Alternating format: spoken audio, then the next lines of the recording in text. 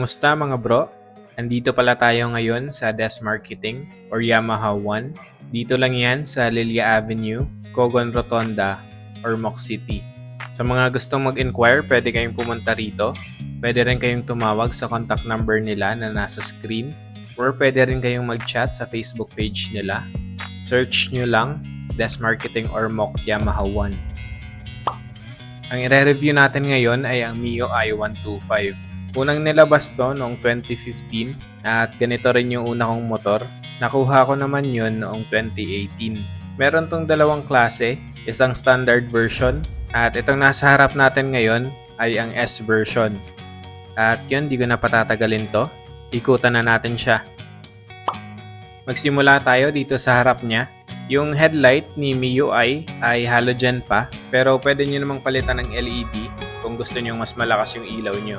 And kakaiba yung park light nito kasi dito siya sa gilid ng headlight, papunta dito sa signal lights. At pati itong signal lights niya, bulb type din to. Ang kulay pala nito mga bro ay matte candy blue. Tapos dito sa taas, meron siyang parang carbon look na design. Tapos meron siyang Mio na nakalagay dito. Then yung logo ni Yamaha. Itong part na to, hindi to basta design lang. Sinadya yan para pag nandito ka sa harap, para siyang letter M tignan. Sa decals naman dito sa harap, para sa S version, meron siya nakalagay dito sa side na to na stop and start system. Sa standard wala yan, plain lang. Sa kabila may malaking Mio na nakalagay dito. At meron siyang i125S dito sa taas. Sa standard version, wala tong part na to. So, Mio lang yung nakalagay. Wala na siyang decals dito sa handlebar cover. Pero bawing-bawi naman sa design kasi napaka-sporty niya tignan. Ang meron lang dito is itong gel type na emblem na may nakalagay na blue core. Sa fender tayo. Kagaya ng sa taas, patulis din yung design niya dito. And subok ko na yung tibay nito mga bro. Doon sa Mio ko dati, ilang beses na akong tumama doon. Pero never yun nabasag or nayupi. Puro gasgas lang yung fender ko noon pero di talaga siya nasira. Ang issue lang daw nito is ma-vibrate siya katagalan. Di ko naman naranasan yun pero yun yung nakikita ko sa iba. Search na lang kayo kung anong solusyon doon pag naka-decide kayo na ito yung kukunin nyo. Ang busina niya nandito lang sa likod ng fender. Sa suspension, naka-telescopic fork si MIUI at ito naman yung cable para sa speedometer niya. Naka-disc brake siya dito sa harap and then naka-single pot piston caliper. Ang brand naman ng stock na gulong niya ay IRC. Ang size nito ay 70 by 90 R14. Tube type pa nga lang to mga bro. Meron siyang decals sa part na to. Combination siya ng black tsaka ibang shade ng blue, tapos may nakalagay na Yamaha. Sa stepboard naman, pasensya na akong medyo madumi. Sinakyan ko kasi to kanina. Pagdating sa space, sakto lang siya. Hindi siya masikip, hindi rin ganun kaluwag. Pero kayang-kaya naman itong mag-accommodate ng mga gamit, lalo na kapag babiyahe kayo. Patuloy pa rin yung pagiging sporty ng design niya kahit dito. Marami pa ring edges, and meron pa rin tong carbon na design. Pati tong leg shield niya napakaganda rin. Kaya hindi talaga nakakapagtaka kung ba't marami pa rin kumukuha nito hanggang ngayon. Meron siyang isang hook dito sa gitna para sa mga dala nyo. At meron siyang dalawang side pocket pero mamaya ko na lang yan ipapakita. Sa side cover niya, meron ulit siyang decals. At may 3D emblem siya na may nakalagay na Mio. Itong emblem na to, available lang siya sa S version. So yung standard version wala nito. Mio lang na sticker yung nakalagay. Sa tambucho, ito yung heat guard niya. May carbon ulit na design. Tapos matte black. Ito naman yung muffler tip. Simple lang siya. Pero meron tong aftermarket na cover para mas maganda tignan. Hanap lang kayo online para doon. Air-cooled si Mio i125S pati yung standard. At nandito yung fan niya. Ito naman yung dipstick para sa engine oil. Then ito yung footrest para sa angkas nyo. Gulong niya dito sa likod. Tube type pa rin. At IRC din yung brand, same sa harap. Ang sukat naman nito ay 80 by 90 R14. Dito naman tayo sa kabila. Ito yung side stand niya. Meron na yung kill switch, meaning namamatay yung makina kapag binababa mo to. Then dito yung kanyang airbox. Nasa loob niyan yung air filter. Sa baba, ito yung crankcase cover. Tapos meron siyang kickstart. Yung mudguard niya ngayon is mas makapal na, unlike sa mga naunang year model. Sa suspension, naka-single shock pa rin siya dito sa likod. Dito naman kayo magsasali ng gear oil nyo. Tapos naka-drum brake siya dito sa likod. Pag-usapan naman natin yung pinaka-gusto kong part sa motor na to. Itong taillight. Yung brake light niya is naka-bulb type pa. Ganon din dito sa signal lights. Meron siyang reflector dito. Sa ilalim ng brake light, meron yung transparent na part. Yung buga ng ilaw na yon, yun yung nagbibigay liwanag sa plate number. So ito yung buong fender niya dito sa likod. At ito yung plate number holder. Sa taas na tayo. Bago tayo pumunta sa upuan, pag-usapan natin tong grab bar. So hindi siya yung typical na design ng grab bar na makikita mo sa mga motor. Kung mapapansin nyo, letter M din yung design nito. Naka two-tone yung seat cover niya. Combination siya ng black tsaka gray. At meron din siyang stitching, dagdag sa design. Pagdating sa comfort, hindi siya yung the best. Pero okay na rin. Hindi naman ganun katigas yung foam niya, pero hindi rin ganun kalambot. Kung ipapang long ride mo tong motor na to, okay na rin naman. Komportable pa rin naman siya. Fuel tank capacity nito ay 4.2 liters.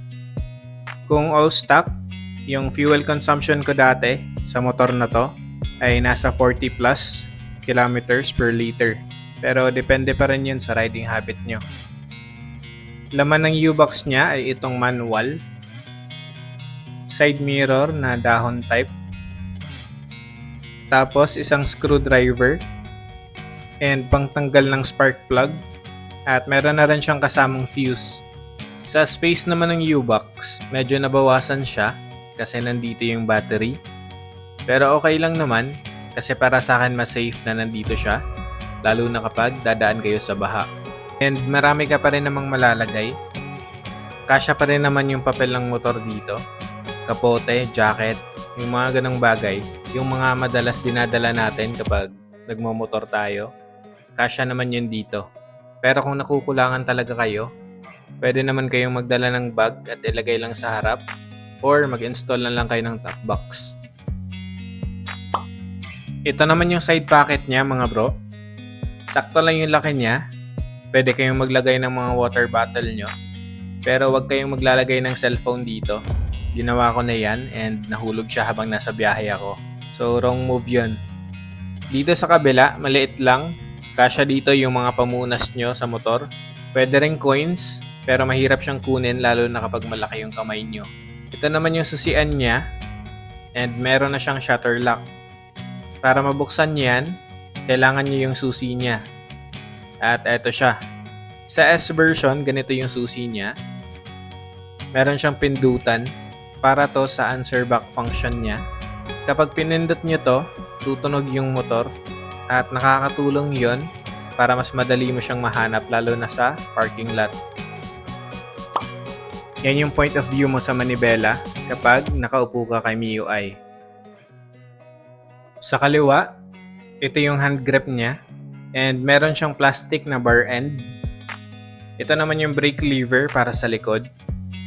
Meron siyang brake lock. Maganda to kapag nasa uphill or downhill ka and kailangan mong tumigil. So pwede mo tong gamitin para hindi ka laging nakahawak sa brake levers mo.